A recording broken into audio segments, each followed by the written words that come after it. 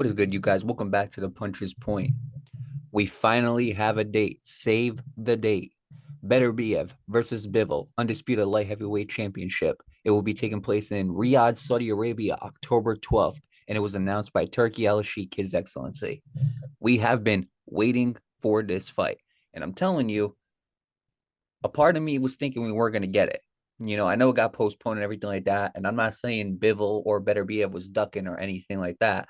However, a part of me was thinking we weren't going to get this fight, especially after Bivol took a different fight during this Riyadh card. First of all, congratulations to Bivol on his 6 round stoppage. Congratulations to him on that. And congratulations to him for coming up in clutch because now we get to see Beterbiev versus Bivol. And I'm telling you, Breezy, this is almost like the trifecta. I call this a trifecta fight because we got to see Spence versus Crawford for undisputed. We got to see Fury versus Usyk for undisputed. It seems like this is the last one. In my opinion, those are the only three undisputed title fights where you can look at two guys and be like, they're the best in that division by far, and it's not even close. We saw that with Spence and Crawford. We saw that with Fury and Usyk, and now we get to see it with Bivol and Beterbiev.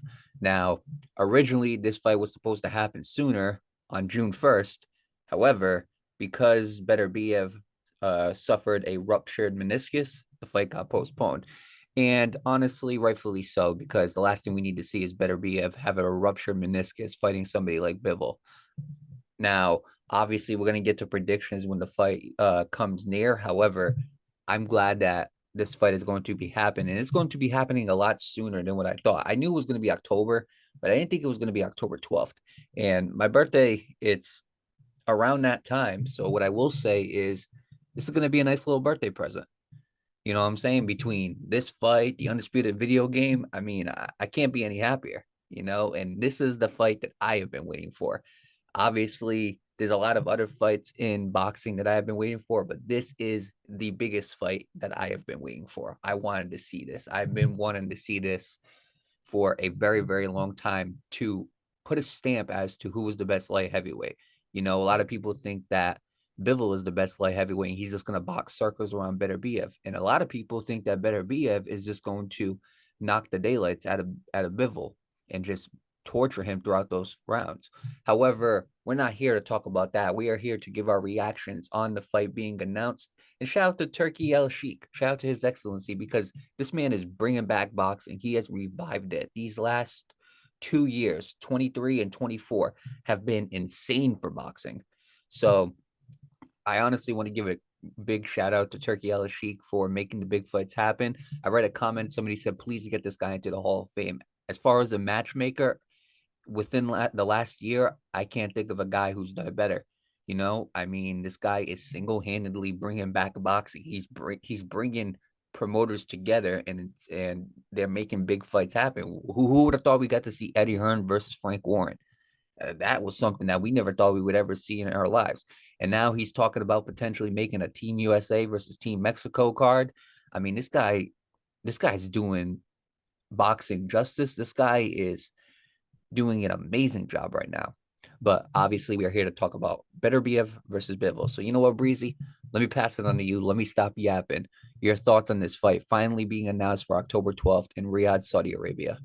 It was going to eventually happen. I know a lot of people was kind of upset and bummed out about the fact of, the injury with Beterbiev.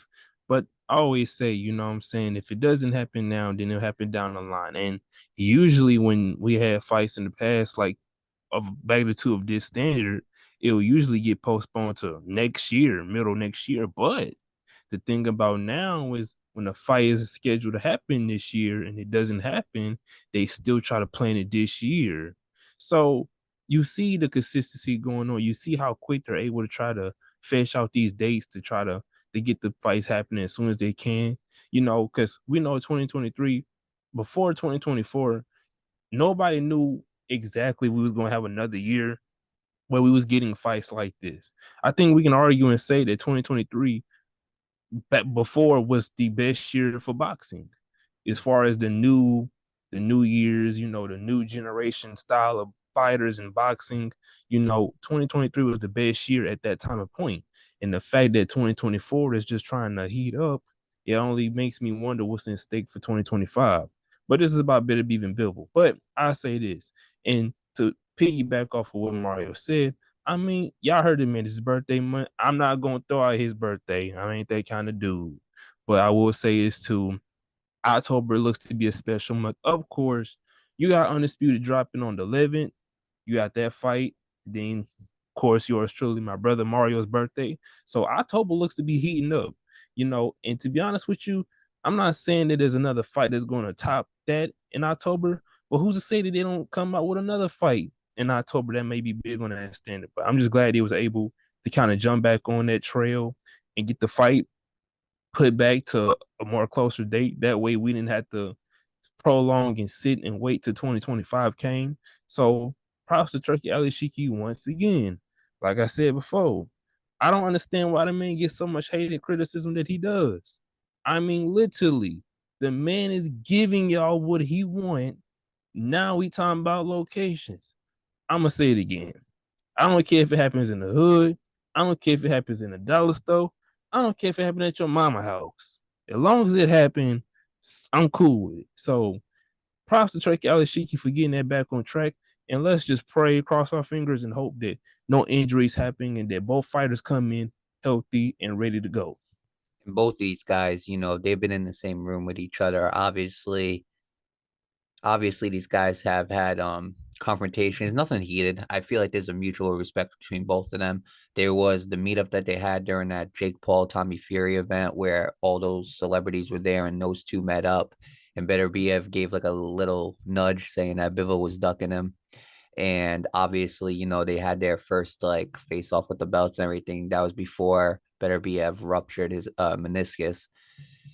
And again, there was a small part of me telling me I didn't think this fight was going to happen. It was a small part of me, not a big one. But what I will say is this. I mean, Bivol has been on everybody's radar since he beat Canelo. Since he beat Canelo, that was a shock in itself because around that time, we didn't think Canelo could be beat. Golovkin was the closest guy to try to beat Canelo, and he couldn't do it. And then Bivol, the way he just dominated Canelo, that was the first time we've seen Canelo get dominated like that since Floyd Mayweather. So he's been on our radar since then. And then Beterbiev, I remember hearing about how he would just destroy human beings in that ring. And I remember I saw the Joe Smith fight, and Joe Smith was a world champion. And the way he destroyed Joe Smith, I mean, he made him look like he shouldn't even have been in the ring with him. And you got Anthony Yard, and I mean, the guy has ran through everybody. I mean, he has a 100% knockout rate. This guy's a monster, and Bivol is a technician. And this is what we want to see as boxing fans. The two best light heavyweights come together, and honestly, these two have revived the light heavyweight division. Because let's be real, the light heavyweight division hasn't been popping since probably Evander Holyfield.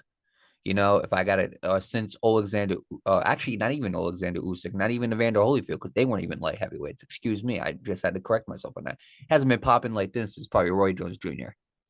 You know, and I feel like these two are single handedly bringing this division up. And look, there's some good fighters in the light heavyweight division, but there's one A and there's one B, and that's Beterbiev and Bivol.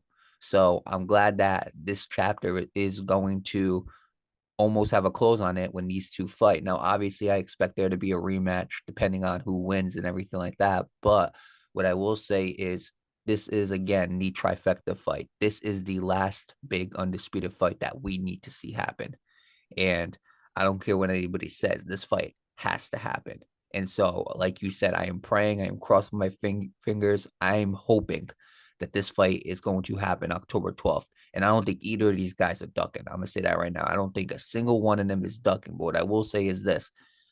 I'm expecting both of them in the ring October 12th. I'm expecting it to be in Riyadh, Saudi Arabia. I'm expecting all the great boxers to be out there and watching this fight because if you're a true boxing fan, and we say this a lot, and I know we sound like broken records. If you are a true boxing fan, and I mean this, if you guys thought I was BSing every single time I said it, I mean it right now.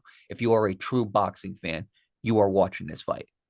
There's no ifs, ands, or buts about it. You are watching this fight because this fight is going to be huge. I'm putting it on the same standards as Fury and Usyk. I'm putting it on the same standards as Spence and Crawford because it is that big. And I do believe that whoever wins this fight is going to be a boxing superstar after. I truly believe that. But obviously, we're gonna have to wait and see what happens there. Breezy, if you have any other final thoughts to give before we wrap up this topic, I know it's kind of a shorter episode, but you have any more final thoughts you would like to say? Short and simple. I'll put it this way, because I seen people were saying Beterbiev was ducking, Beterbiev, he pulling out, he don't want that Bill smoke. Let me tell y'all something right quick, okay? When you hit as hard as Beterbiev, you don't need to duck nobody. Damn, you ain't got to duck Thanos, okay? When you hit that hard, you ain't got to duck nobody, okay? One punch. Look, this is what y'all got to understand, all right? No matter how much y'all try to put feelings into something, you got to remember this is the guy who was putting a lot of guys who y'all thought was going to beat him on the canvas. Just remember that. I'm going to just keep it short and simple. Remember who y'all was doubting. Still remember people saying that Callum Smith was going to be the guy to do it. That didn't look too well either. A lot of people said he boxed too good. Well, Beterbiev again outboxed him, and a lot of people were saying that he can't box. I'm sorry, but I haven't seen a guy cut the ring like that in a very, very long time. And I'm not saying Bivol is obviously very, very technical. I truly believe. Listen to me when I tell you this. I truly believe he's the most technical boxer in the game, Bivol. I'll put that right here and right here and now. He's the most technical boxer in the game. But let me tell you something. Sometimes technicalities don't matter when you deal with power. And sometimes technicalities is too big for power. That's why this is such a great fight, because this is 50-50. And that's the other thing that it has in common with a lot of these other undisputed fights that we saw. Spence and Crawford, that's 50-50. Tyson Fury and Usyk, we didn't think it was 50-50. That's a 50-50 fight. This is a 50-50 fight. It could go either way. That's why this is so interesting to see. I'm a big Beterbiev fan. I think Breeze is a big Beterbiev fan. With that being said, my heart's going to be beating when we see this fight. My heart is going to be racing because it is that big of a fight. And I can't wait to see it again. So I can't wait for this fight to happen when it comes near. Obviously, we're going to be giving our predictions. Make sure you guys be on the lookout for the prediction episodes. Make sure you guys be on the lookout for the post-fight episode after we're done. With that being said, again, make sure y'all continue to tune into the Puncher's Point. Make sure y'all continue to support us on the YouTube, on the podcast platforms, Instagram, X, Threads. I mean, you name it, we got it. Make sure you guys continue to support us, because the more you support us, the more we can keep on dishing out great content. The more you guys support us, the more we can build a community around here, and the more we can get some people on here to talk some boxing with us and get some interview guests and all that type of stuff. We got a lot of big plans for this podcast, but we need y'all support. So with that being said, I'm going to say it one more time. Make sure y'all stay on point with the Puncher's Point.